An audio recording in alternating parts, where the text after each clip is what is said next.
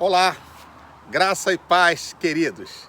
Seja bem-vindo a mais um estudo sobre guerra espiritual, aqui no nosso canal da Provisão TV. Eu queria aproveitar, antes de dar início ao estudo, pedir uma coisa, que depois você dê lá um like e também você possa compartilhar esse vídeo com pessoas que você sabe que precisa. São pérolas, são preciosidades, não é para aquelas pessoas que não vão dar importância, vão até desprezar. Então esse não é o propósito, né? E quando a gente pede até para dar ali um like, aquele sinal assim positivo para cima, né? Para cima, há uma importância nisso.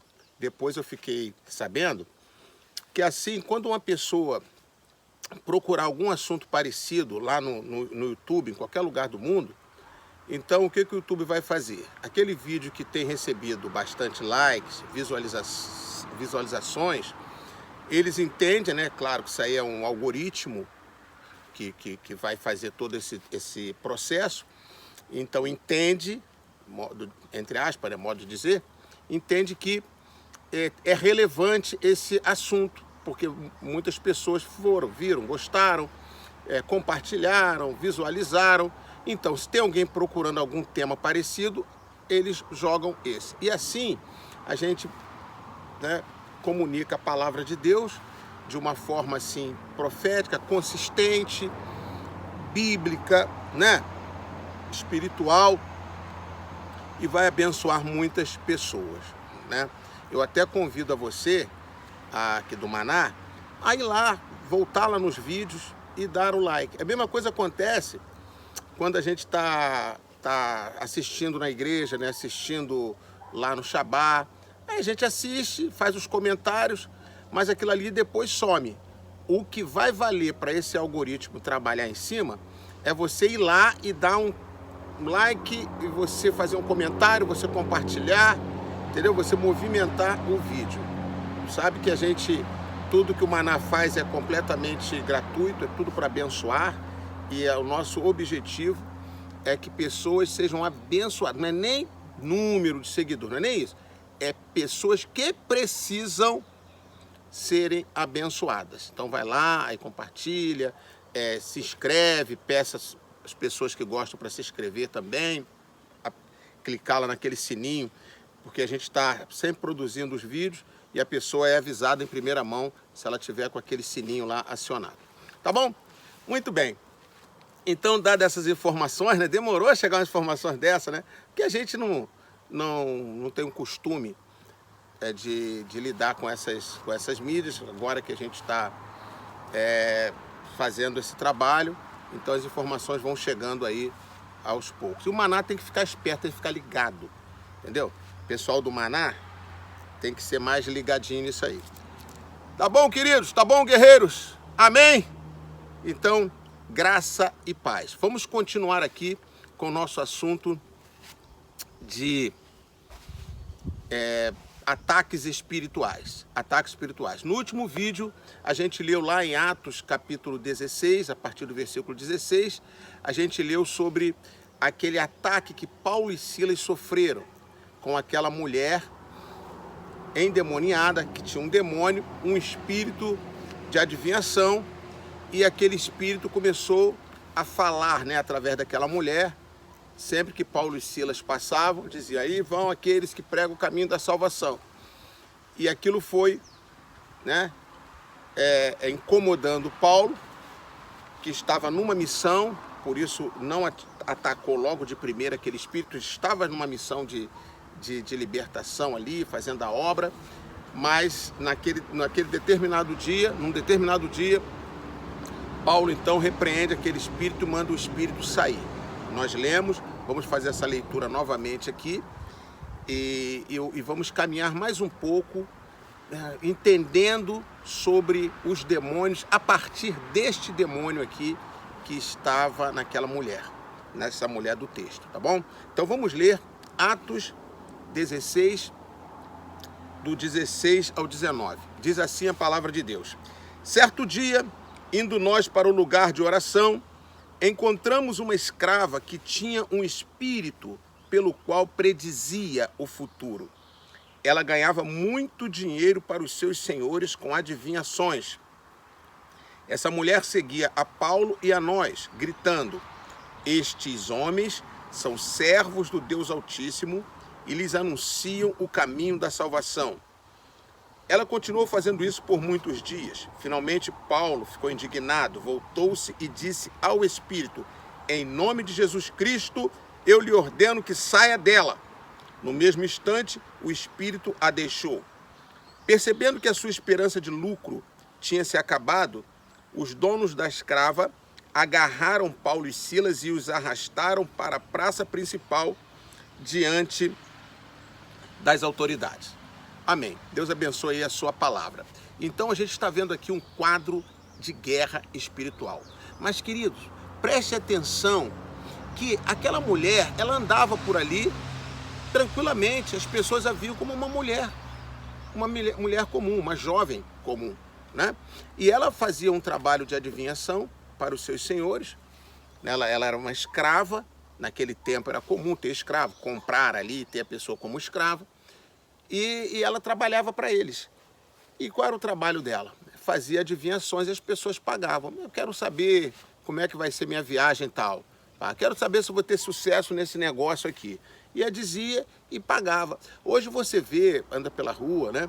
Você vê, antigamente tinha muito, hoje nem tanto, mas tem ainda, aquelas mulheres, né, que leem a mão e fazem outras formas de adivinhação para dizer o futuro, para dizer como é que vai ser, o que vai acontecer. As pessoas vão, as pessoas pagam. Então, o espírito, esse mesmo espírito que estava nessa mulher, é uma classificação de demônios, é uma linha de demônios que eles têm especialidades. Então tem essa especialidade de adivinhação e essa linha de demônio atua, isso atua até hoje. Eles são milenares, né? Demônios não morrem, são espíritos. Então vai passando de geração em geração e são milhões e milhões e milhões, são incontáveis, né? Estão em todos os lugares. Você vê aí essa questão do vírus, surgiu lá na China, num mercado, dizem lá, ou num laboratório, e de repente o mundo todo está contaminado. Isso aí para a gente pegar um exemplo, demônios é assim parecido. É um mundo todo contaminado por demônios, você nem vê, não sabe de onde vem, de onde está vindo, para onde vai, entendeu? Com uma diferença, né? Que não há remédio, não há vacina, não é nada. Só há um poder, o poder do nome de Jesus. Só este poder que os demônios reconhecem, nada mais resolve. Agora, eu chamo a atenção para o fato dessa mulher estar andando tranquilamente ali pela rua, entendeu? Então hoje nós trombamos com demônios o tempo todo. Você pode ter se esbarrado com um demônio hoje, você pode ter cumprimentado um demônio hoje, bom dia, entendeu? Você pode ter dado uma flechada sem querer de carro com um demônio hoje. Então quando eu digo um demônio, não é a pessoa, mas o demônio está dentro da pessoa. Nós temos aprendido que há muitos demônios, né? Mais demônios do lado de dentro, incorporados nas pessoas, do que do lado de fora. É óbvio que isso é uma força de expressão, não tem como a gente calcular isso, né? Mas eu quero dizer com essa frase de efeito que há muitas pessoas incorporadas de demônios em todos os lugares, sabe? Todos os lugares, andando entre nós, convivendo. Isso em todos os lugares, empresa, trabalho, igreja, gente. Igreja, sentados no banco, cantando com o hinário, sabe? Ali, queridos, você pode ter certeza disso que eu estou te falando. Em todos os lugares, escola. Então eles estão infestados, eles estão entre nós, e já está até havendo uma convivência, e eles muitas vezes chamam para uma convivência pacífica, exatamente porque eles querem ficar no território. Aí eles tentam negociar, quando veem que vai ficar ruim para o lado deles, eles tentam negociar, né? E a gente vê isso aqui com o apóstolo Paulo. Olha, nós temos aprendido, queridos, 3 estratégias de Satanás, estratégias de ataque, né? Então, ataque preventivo, né, que faz aquela contenção para a pessoa não chegar lá nos domínios dele, mas aí conseguiu, o servo de Deus conseguiu ultrapassar os domínios dele, então ele vem com o segundo ataque, você já sabe, o ataque de enfrentamento, ele vai para o confronto direto, e se ele não conseguir vencer no confronto direto, ele por último tenta a negociação, que é conviver ali no território. Como o diabo, eu costumo dizer, ele não é burro, é diabo, mas não é burro, e ele, muitas vezes ele percebe, quando ele percebe o tamanho da guerra, o tamanho da unção, ele percebe o tamanho da unção e que isso vai reverter numa guerra muito grande para ele, então ele calcula rapidamente e vê que ele já tem que começar do terceiro estágio. Então, ao invés dele começar com contenção ou com enfrentamento com Paulo e Silas, ele já entrou na negociação. Então isso acontece. Isso não é sempre que começa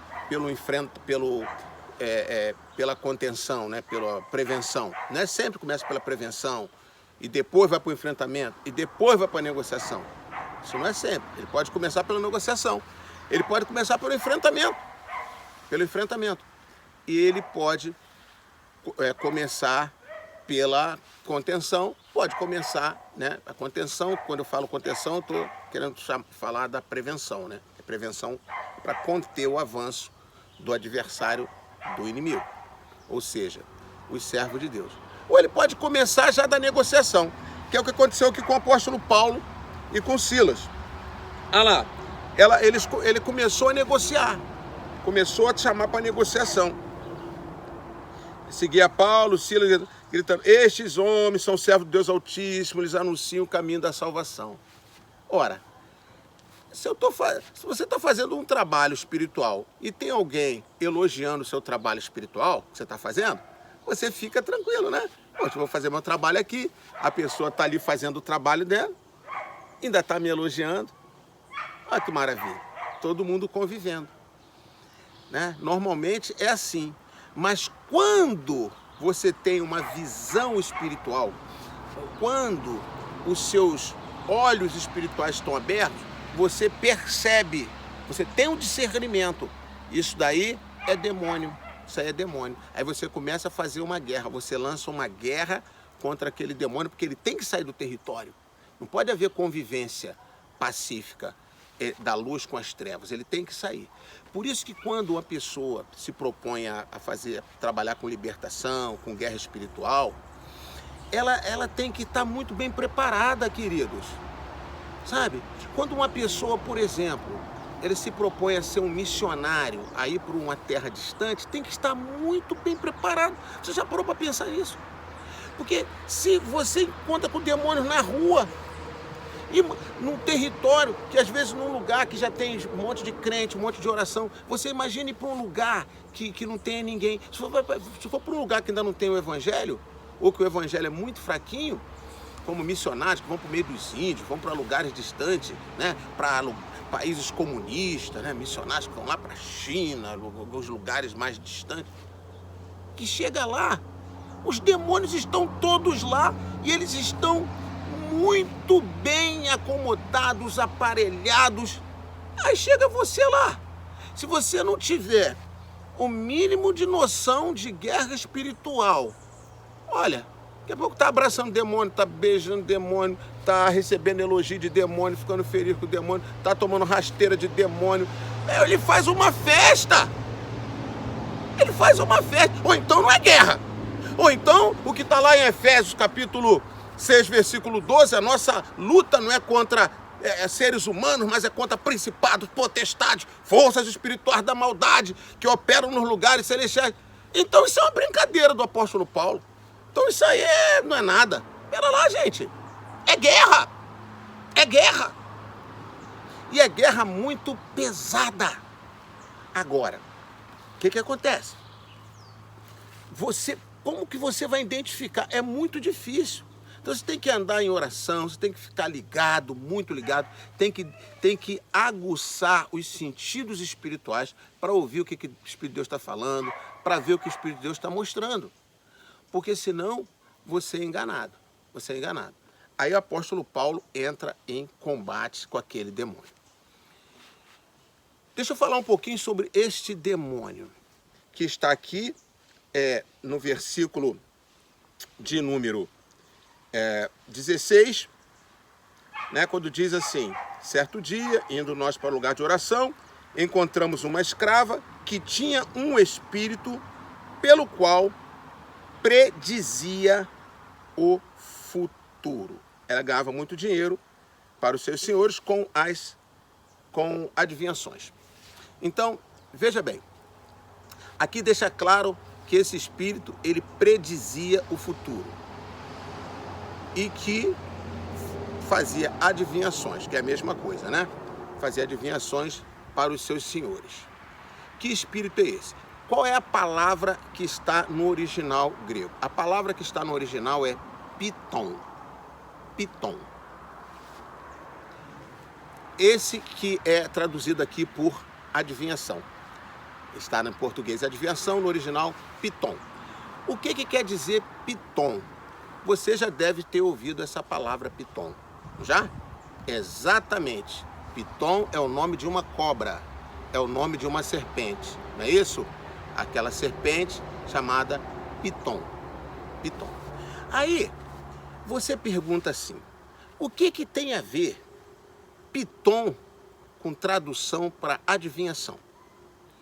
Aí vou te lembrar os mais antigos, eu digo os crentes mais antigos que usavam as Bíblias mais antigas, né? E você vai se lembrar da história de Saul, quando Samuel morre, o profeta Samuel morre, e Saul, o rei de Israel, está completamente perdido, não sabe mais o que fazer, Deus não falava mais com ele, e ele, desesperado, procura uma feiticeira para ela chamar o espírito de Samuel, para ele falar com o espírito de Samuel. Ele estava desesperado, quis procurar alguém que conseguisse acessar os mortos. Aí ele procurou uma mulher, uma feiticeira, numa cidade chamada Endor. Endor era o nome da cidade, nome do lugar. E a atividade dela, ela era chamada de pitonisa de Endor. Então, nas Bíblias modernas já não aparece mais a expressão pitonisa, né? As Bíblias já foram se atualizando, foram botando os termos que mais a gente entende, né? Mas os mais antigos estão lembrados, não estão? Pitonisa? Pitonisa de Endor? Pitonisa. Por quê? Era uma mulher que operava o espírito de Piton. E o que o espírito de Piton faz? Adivinhação. Adivinhação. Então, eu até peguei aqui o texto de 1 Samuel, capítulo 28, versículo 7, na versão Almeida corrigida. A versão Almeida corrigida já moderna também, que já não traz a pitonisa, né? Que já é uma versão, também já está modernizada, né?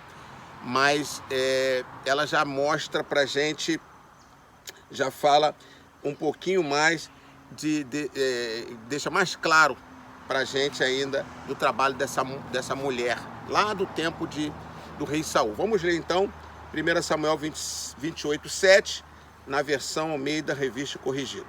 Diz assim: então disse Saul aos seus criados: buscai-me uma mulher que tenha o espírito de feiticeira, para que vá a ela e a consulte.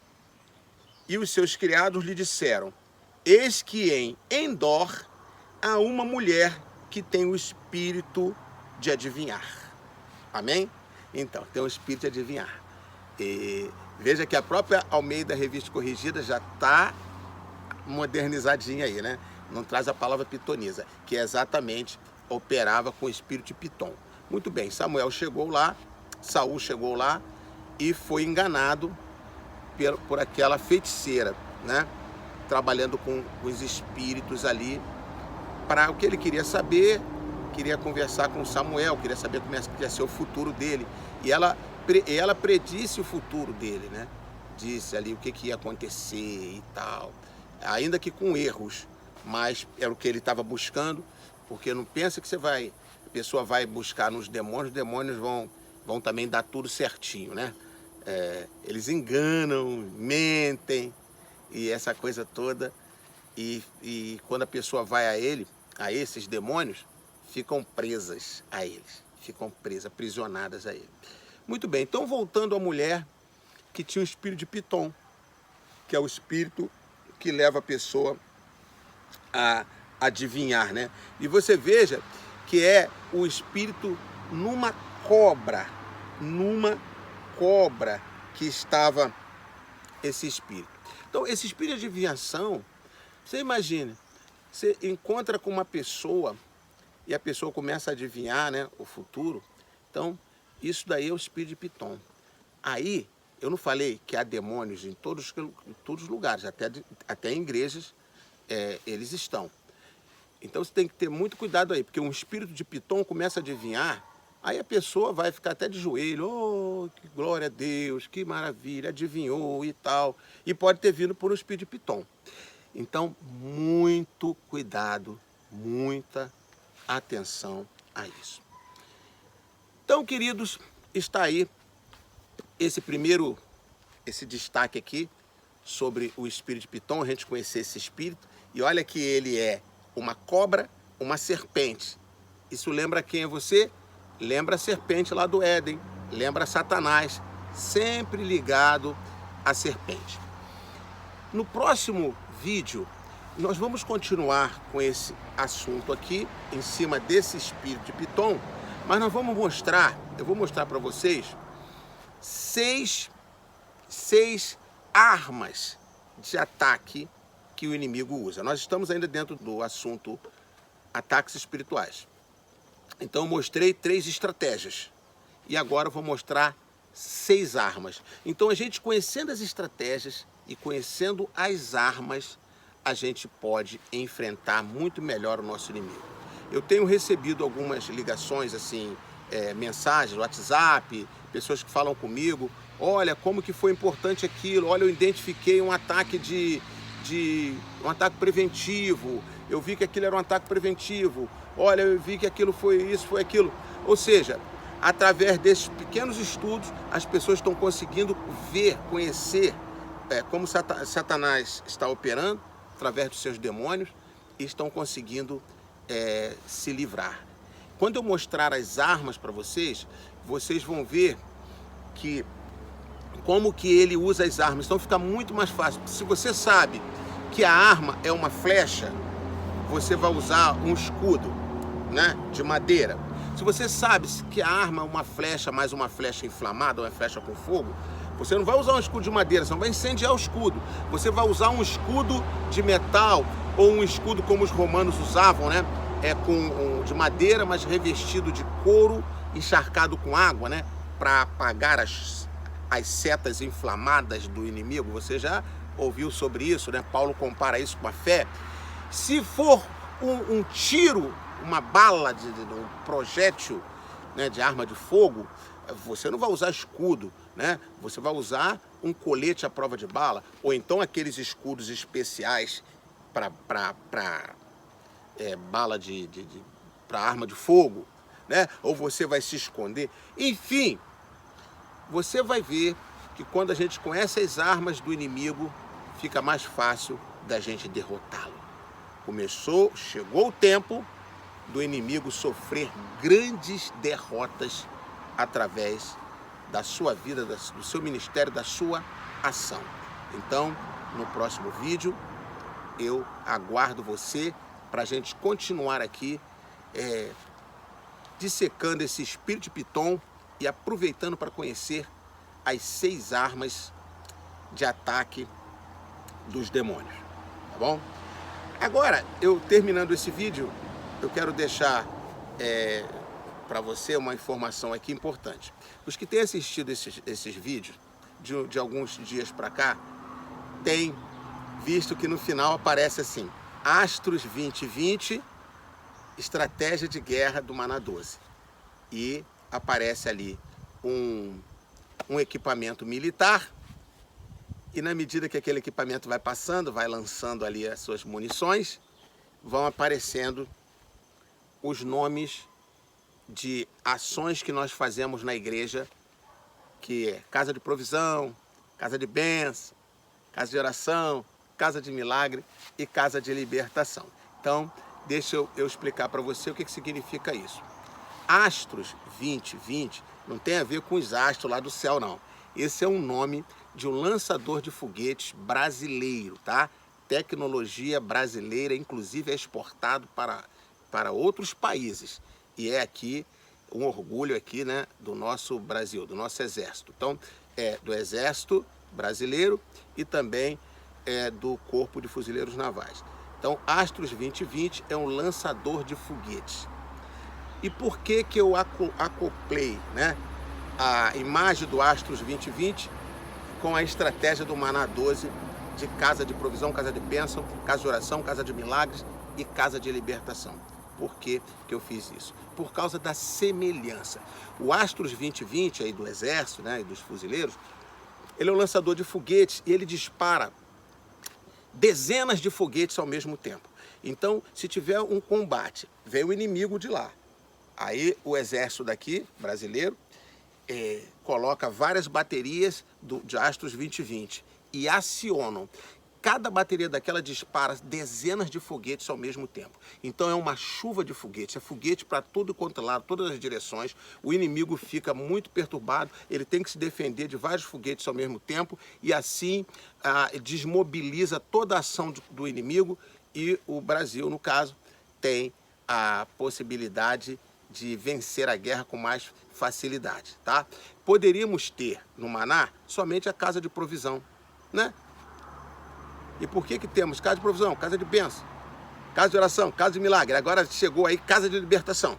Por que isso? Isso significa uma operação de estratégia parecida com o Astros 2020, né? Foguetes em várias direções, para fazer a mesma coisa. Que a pessoa pensa assim, puxa, a casa de bênção não é parecida com a casa de provisão? A casa de milagre não parece que é tudo a mesma coisa? Então agora você está entendendo. Os foguetes não são tudo a mesma coisa, né? Para que lançar logo um montão para tudo quanto é lado ao mesmo tempo? É exatamente para perturbar os domínios do inimigo, deixar ele baratinado, tonto, e enquanto ele estiver vendo para onde está vindo os foguetes, a gente já está lá tomando o território das mãos dele. Tá bom? Então tá aí a explicação. Fique com esse finalzinho aí maravilhoso da comparação da estratégia do Maná com os Astros 2020. E no próximo estudo aqui, né? São 2 estudos por semana. Próximo estudo aqui, tá bom? Vai lá, faça aquilo que eu falei no início, dê seu like, compartilhe, aquela coisa toda e até o próximo estudo em o nome do Senhor Jesus. Shalom, shalom.